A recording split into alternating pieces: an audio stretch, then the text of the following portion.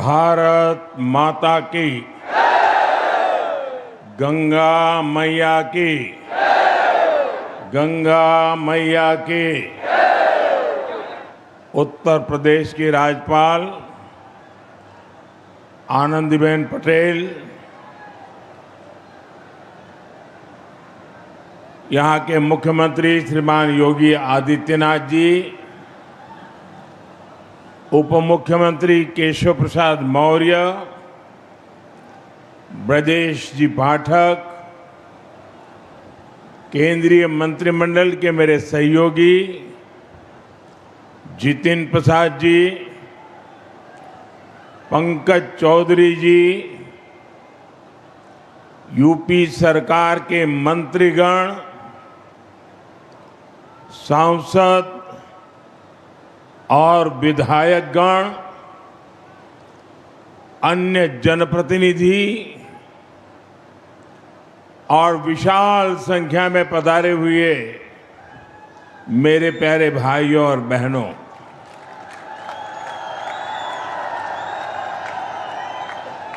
सर्वप्रथम मैं भगवान नरसिंह की इस पुण्य भूमि को प्रणाम करता हूं।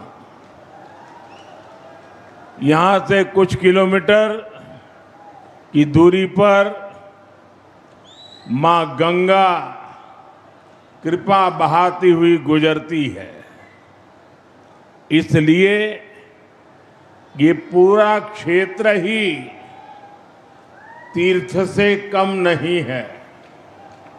और मैं मानता हूं यूपी को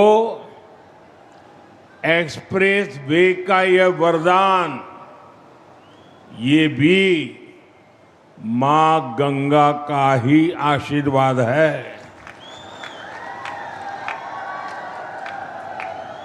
अब आप कुछ ही घंटों में संगम भी पहुंच सकते हैं और काशी में बाबा के दर्शन करके भी वापस आ सकते हैं। साथियों, जैसे मां गंगा हजारों वर्षों से यूपी की और इस देश की जीवन रेखा रही है, वैसे ही आधुनिक प्रगति के इस दौर में उनके समीप से गुजरता ये एक्सप्रेसवे ये यूपी के विकास की नई लाइफलाइन बनेगा। ये भी अद्भुत संयोग है कि पिछले 4-5 दिनों में मैं मां गंगा के सानिध्य में ही रहा हूं। 24 अप्रैल को मैं जब बंगाल में था तो मां गंगा के दर्शन किए थे, और फिर कल तो मैं काशी में था। आज सुबह ही फिर बाबा विश्वनाथ, मां अन्नपूर्णा और मां गंगा के दर्शन करने का सौभाग्य मिला। और अब मां गंगा के नाम पर बने इस एक्सप्रेस वे के लोकार्पण का अवसर मिला है। मुझे खुशी है कि यूपी सरकार ने इस एक्सप्रेस वे का नाम मां गंगा के नाम पर रखा है। इसमें विकास का हमारा विजन भी झलकता है और हमारी विरासत के भी दर्शन होते हैं। मैं यूपी के करोड़ों लोगों को गंगा एक्सप्रेस वे की बधाई देता हूं।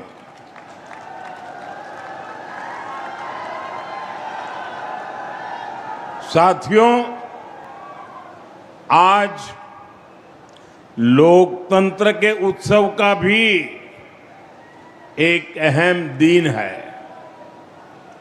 बंगाल में इस समय दूसरे चरण का मतदान हो रहा है और जो खबरें आ रही हैं उनसे पता चलता है कि बंगाल में भारी मतदान हो रहा है। पहले चरण की तरह ही जनता वोट देने के लिए बड़ी संख्या में घरों से निकल रही है। लंबी लंबी कतारों की तस्वीरें सोशल मीडिया में छाई हुई है। पिछले 6-7 दशक में जो नहीं हुआ, जिसकी कल्पना भी मुश्किल थी, वैसे निर्भीक वातावरण में बंगाल में इस बार वोटिंग हो रहा है। लोग भय मुक्त होकर वोट दे रहे हैं। ये देश के संविधान और देश के मजबूत होते लोकतंत्र का पुण्य प्रतीक है। मैं बंगाल की महान जनता का आभार व्यक्त करता हूं कि वो अपने अधिकार के प्रति इतनी सजग है, बड़ी संख्या में वोटिंग कर रही है। अभी वोटिंग खत्म होने में कई घंटे बाकी है। मैं बंगाल की जनता से आग्रह करूंगा कि लोकतंत्र के इस पर्व में ऐसे ही उत्साह से भाग लें। साथियों, कुछ समय पहले जब बिहार में चुनाव हुए तो बीजेपी एनडीए ने प्रचंड जीत दर्ज की थी, एक इतिहास रच दिया था। अभी अभी कल ही गुजरात में महानगरपालिका, नगरपालिका, जिला पंचायतें, नगर पंचायतें, तहसील पंचायत, इन सब के चुनाव के नतीजे आए हैं। और आप मेरे उत्तर प्रदेश वासियों को खुशी होगी, 80 से 85% नगर पालिका और पंचायतों भाजपा ने जीत ली है।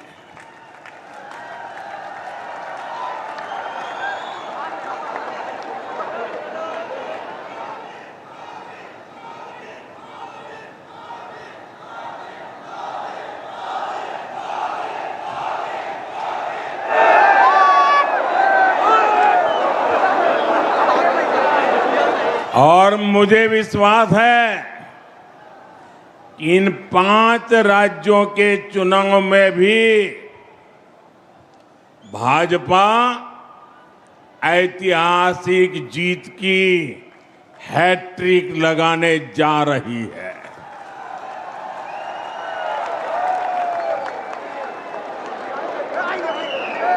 चार मई के नतीजे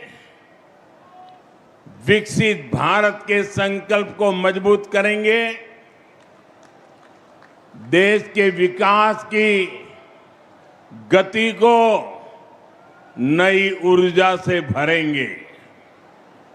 साथियों, देश के तेज विकास के लिए हमें तेजी से आधुनिक इंफ्रास्ट्रक्चर का भी निर्माण करना है।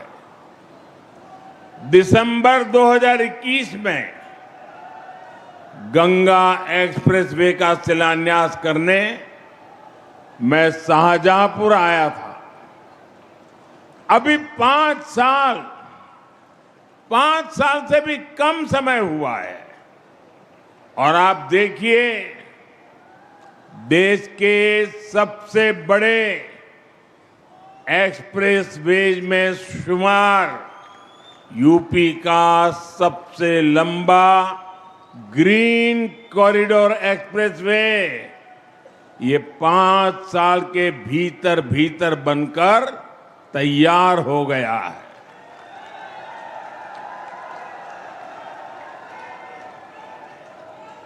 आज हरदोई से इसका लोकार्पण भी हो रहा है।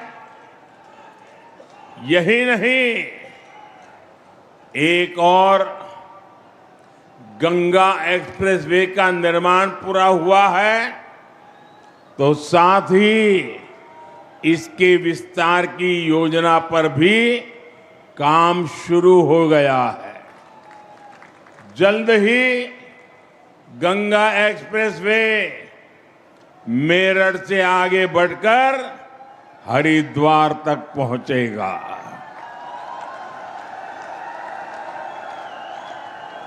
इसके और बेहतर उपयोग के लिए फर्रुखाबाद लिंक एक्सप्रेसवे का निर्माण कर इसे अन्य एक्सप्रेसवे से भी जोड़ा जाएगा। ये है डबल इंजन सरकार का विजन। ये है भाजपा सरकार के काम करने की स्पीड। ये है भाजपा सरकार के काम का तरीका। भाइयों बहनों, कुछ ही दिन पहले मुझे दिल्ली देहरादून एक्सप्रेसवे के लोकार्पण का अवसर मिला था। तब मैंने कहा था कि नए बनते एक्सप्रेसवे विकसित होते भारत की हस्तरेखाएं हैं और ये आधुनिक हस्तरेखाएं आज भारत के उज्जवल भविष्य का जयघोष कर रही है। साथियों, अब वो दौर चला गया जब एक सड़क के लिए दशकों तक इंतजार करना पड़ता था। एक बार घोषणा हो गई तो वर्षों तक फाइलें चलती थी। चुनाव के लिए पत्थर लग जाता था, उसके बाद सरकारें आती रहती थी, जाती रहती थी, लेकिन काम का कुछ अता पता नहीं लगता था।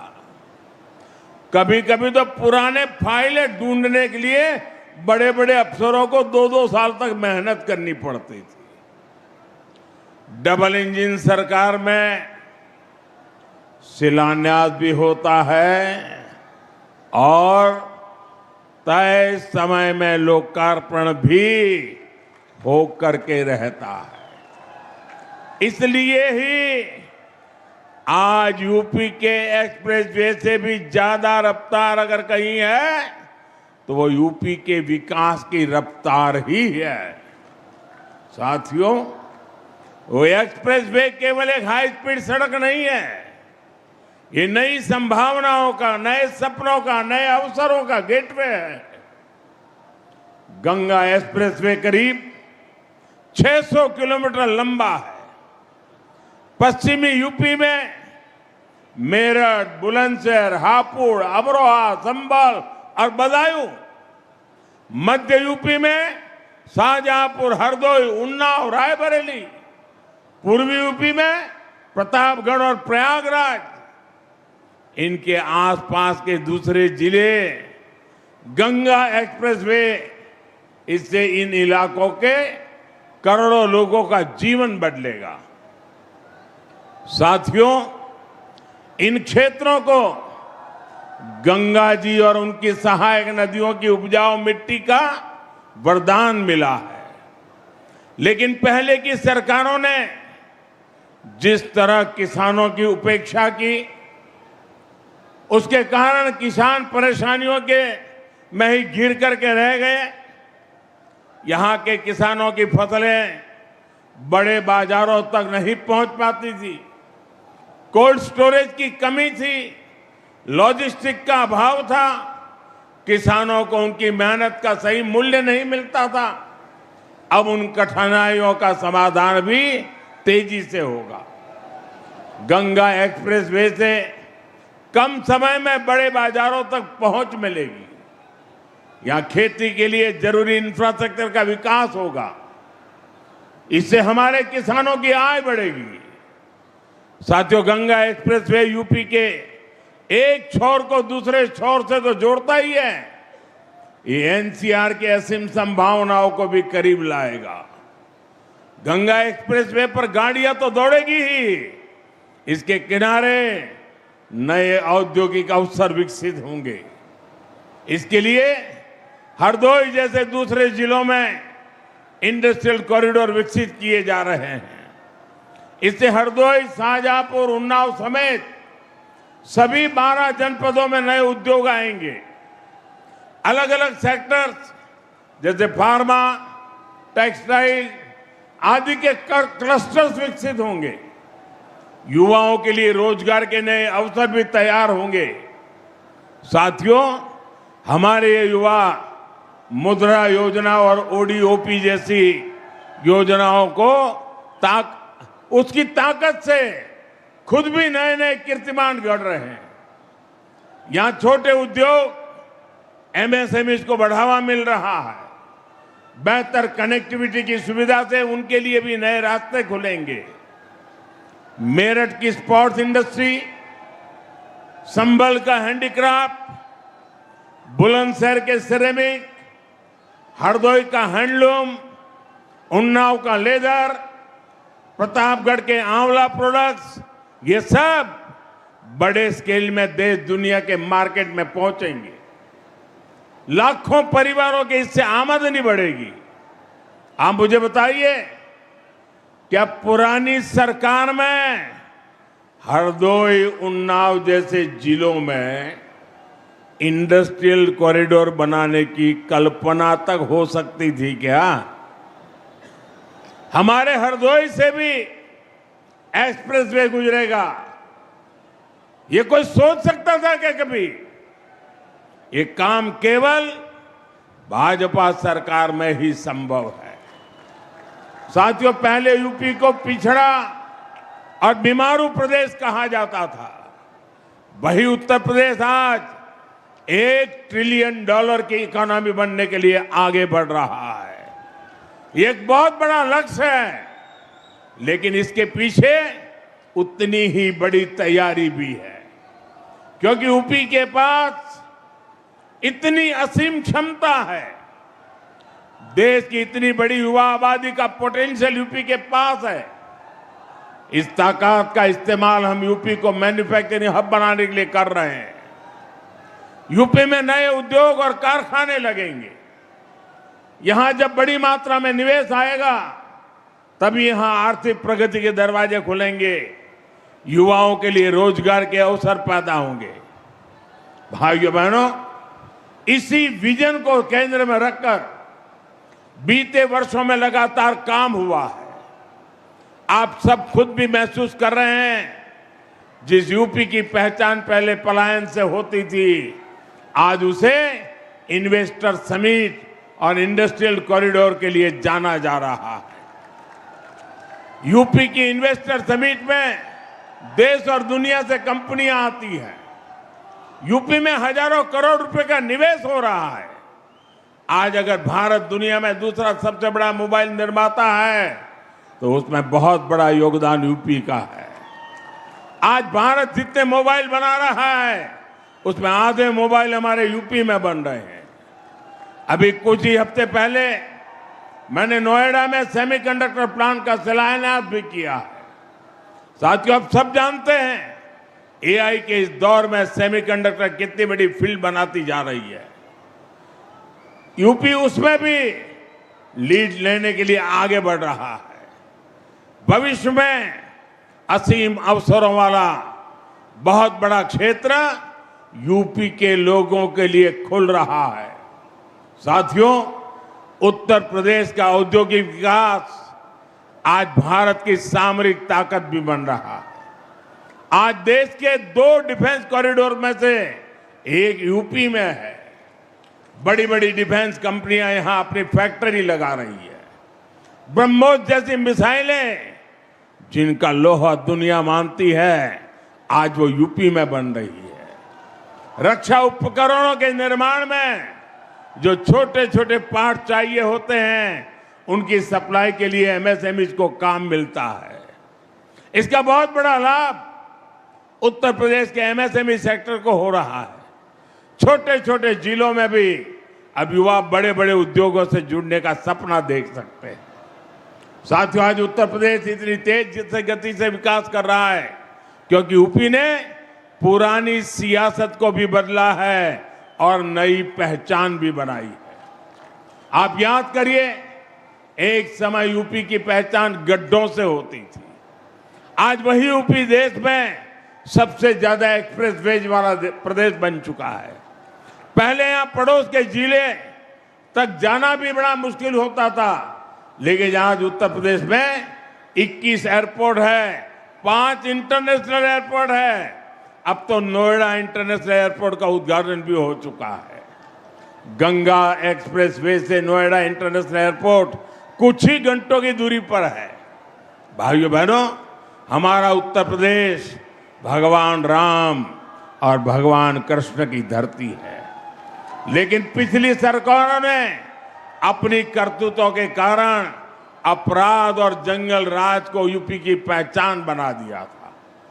यूपी के माफियाओं पर फिल्में बनती थी, लेकिन अब यूपी की कानून व्यवस्था का देश भर में उदाहरण दिया जाता है। भाइयों बहनों, संसाधनों का बंदरबाट करने वाले जिन सपाहियों के हाथ से सत्ता गई है, उन्हें यूपी की ये प्रगति पसंद नहीं आ रही है। वो एक बार फिर यूपी को पुराने दौर में धकेलना चाहते हैं। वो एक बार फिर समाज को बांटना और तोड़ना चाहते हैं। साथियों, समाजवादी पार्टी विकास विरोधी भी है और नारी विरोधी भी है। अभी बीते दिनों देश ने एक बार फिर सपा और कांग्रेस जैसी पार्टियों का असली चेहरा देखा है। केंद्र की एनडीए सरकार संसद में नारी शक्ति वंदन संशोधन लेकर आई थी। अगर ये संशोधन पास हो जाता तो साल 2029 के चुनाव से ही महिलाओं को विधानसभा और लोकसभा में आरक्षण मिल जा। बड़ी संख्या में हमारी माताएं बहनें सांसद विधायक बनकर दिल्ली लखनऊ पहुंचती, वो भी किसी और वर्ग की सीटें कम हुए बिना। लेकिन सपा ने इस संशोधन बिल के खिलाफ वोट किया। साथियों, इस बिल से सभी राज्यों की सीटें भी बढ़ती है। हमने संसद में साफ साफ कहा था, सभी राज्यों की सीटें एक ही अनुपात में बढ़ेगी, लेकिन यूपी को गाली देकर पॉलिटिक्स करने वाली डीएमके जैसी पार्टियां, उन्हें इस बात पर आपत्ति थी कि यूपी की सीटें क्यों बढ़ेगी। आप देखिए, समाजवादी पार्टी संसद में उन्हीं के सुर में सुर मिला रही थी। ये सपा वाले यहां से आपके वोट लेकर संसद जाते हैं और संसद में यूपी के लोगों को गाली देने वालों के साथ खड़े हो जाते हैं। इसलिए यूपी के लोग कहते हैं, समाजवादी पार्टी कभी सुधर नहीं सकती है। ये लोग हमेशा महिला विरोधी राजनीति ही कर रहेंगे। ये हमेशा तुष्टिकरण और अपराधियों के साथ खड़े रहेंगे। सपा कभी भी परिवारवाद और जातिवाद से ऊपर उठ नहीं सकती। ये लोग हमेशा विकास विरोधी राजनीति करेंगे। यूपी को सपा और उसके सहयोगियों से सावधान रहना है। साथियों, आज देश एक ही संकल्प लेकर आगे बढ़ रहा है, विकसित भारत का संकल्प। इस संकल्प को पूरा करने में उत्तर प्रदेश की बहुत बड़ी भूमिका है। आप सब देख रहे हैं, आज पूरी दुनिया कैसे युद्ध, अशांति और अस्थिरता में फंसी हुई है। दुनिया के बड़े बड़े देशों में हालत खराब है, लेकिन भारत विकास के रास्ते पर उसी रफ्तार से आगे बढ़ रहा है। बाहर के दुश्मनों को यह पसंद नहीं आ रहा। भीतर बैठे कुछ लोग भी सत्ता की भूख में भारत को नीचा दिखाने की कोशिश में लगे हैं।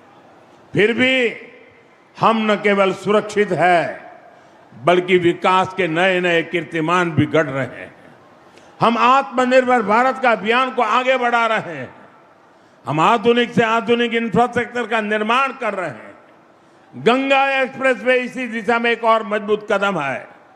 मुझे विश्वास है गंगा एक्सप्रेसवे जिन संभावनाओं को हमारे दरवाजे तक लेकर आएगा, यूपी के लोग अपने परिश्रम और अपनी प्रतिभा से उन्हें साकार करके रहेंगे।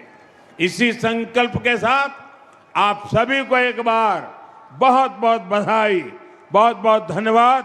भारत माता की, भारत माता की। वंदे वंदे वंदे वंदे वंदे। बहुत बहुत धन्यवाद।